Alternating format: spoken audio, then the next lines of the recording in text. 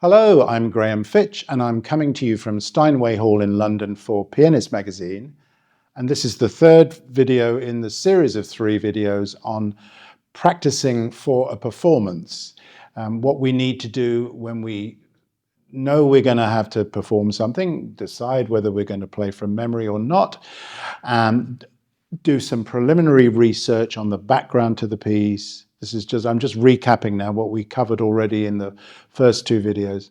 And then after we've done a little bit of analysis of the piece and found the shape, the patterns, we can embark on some serious deep learning techniques that we use to learn the notes and to finesse the playing.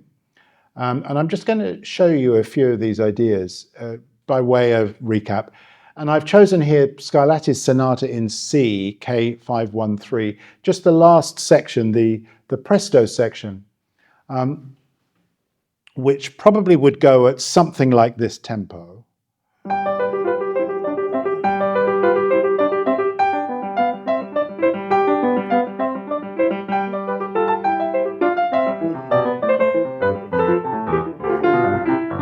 Something along those lines. It could be a bit faster, could be a bit slower.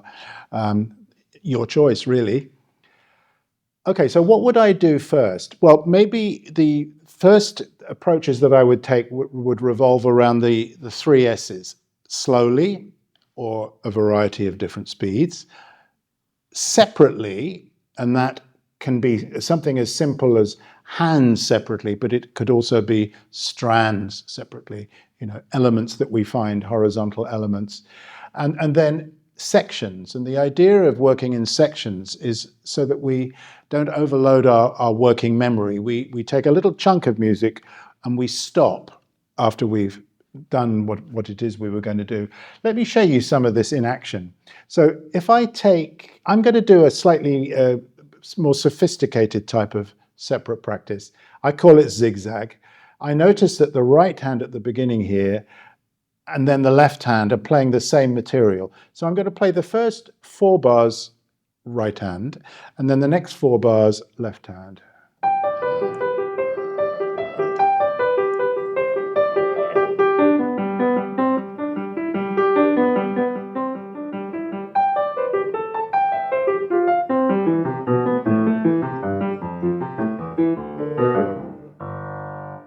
I could have done that better. I'm not going to do it again. But I would do that until I was happy with that. And it might mean that I'd want to do a little bit of controlled stops. And then stopping on the first note of each bar. What about the other hand?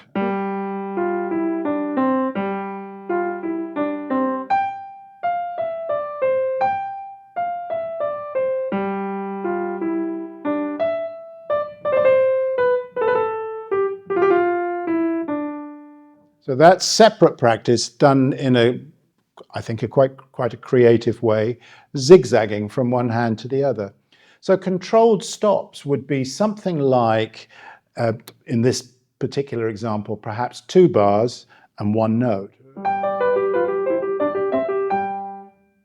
Now evaluate that, assess that. Was it correct? In other words, were the notes right? Was the rhythm right? Fingerings, dynamics, character, anything else you want to add to that list. But don't forget to ask yourself, did it sound good? And did it feel good? Because if it didn't feel good, we can't pass that. So your inner quality control inspector has to be able to sign that off. Yes, and you may decide you want to repeat it. Why would you repeat it? Well, to enjoy playing it fluently and to form a habit. Right, now I can graduate and go to the next spot. And I was noticing then that just at the very end of the second bar, my left hand wasn't entirely comfortable. I'm going to do that again, focusing on my left hand.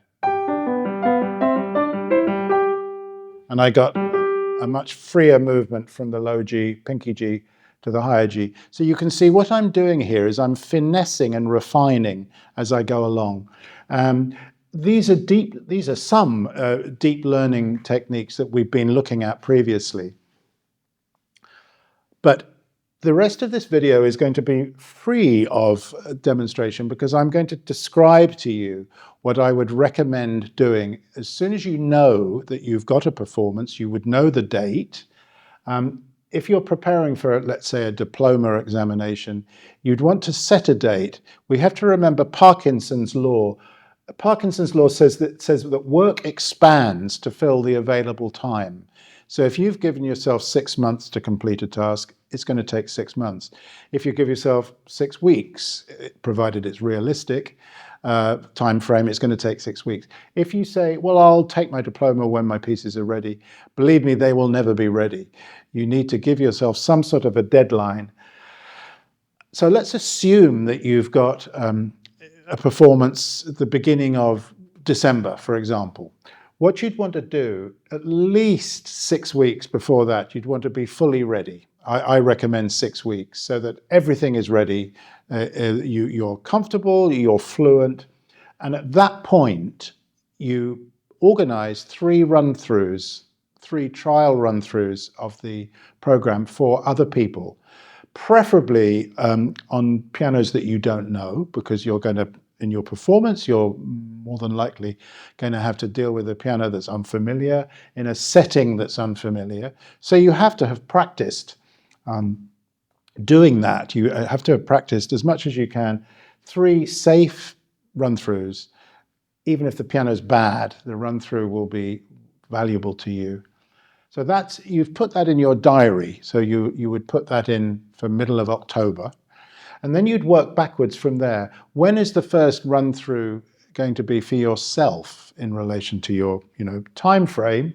So you'd set that more or less. That doesn't have to be absolute, but you'd have a rough idea that 3 or 4 months after you start, let's say, you're going to have a run through for yourself. And the first run through for yourself, I'm assuming now it's a program of pieces, you're probably going to be quite disappointed.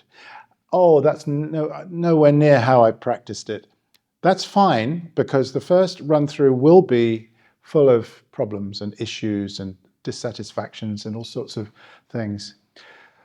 What you would then do would be to embark on a process of practicing a performance for yourself, followed by reflection, where you sit with the recording of the piece. If you've made a recording, and I advise doing that sometimes, and just flagging up spots where you were happy. Oh yes, that really came out. I like the way that my right hand melody projected. My pedaling was nice and clean in that spot.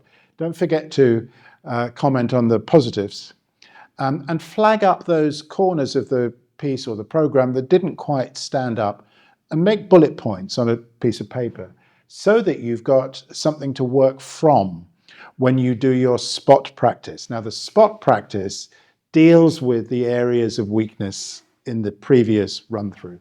So let me go through that again. You practice the performance, and you start at the beginning and you go right to the end.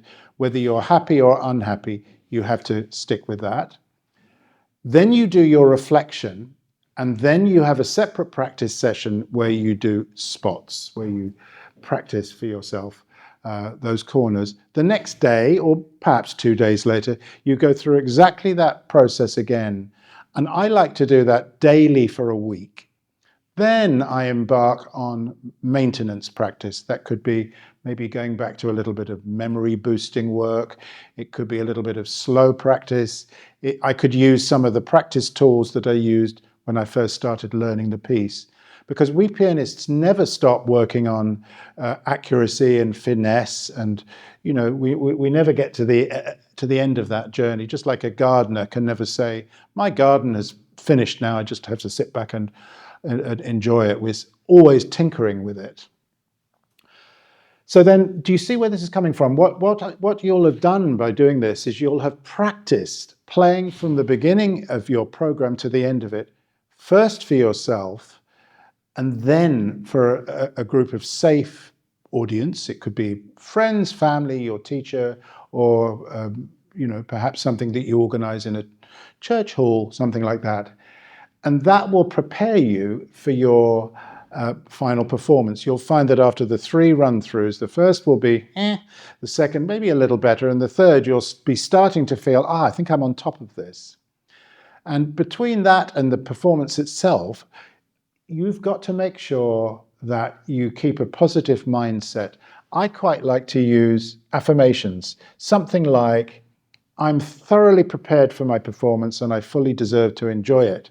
And you either say that out aloud, repeat it, you could you could think it, but have these statements that you make and believe them. I'm fully prepared for my performance and I deserve to enjoy it. You do. Remember one thing, that if you're enjoying your performance, so will your audience.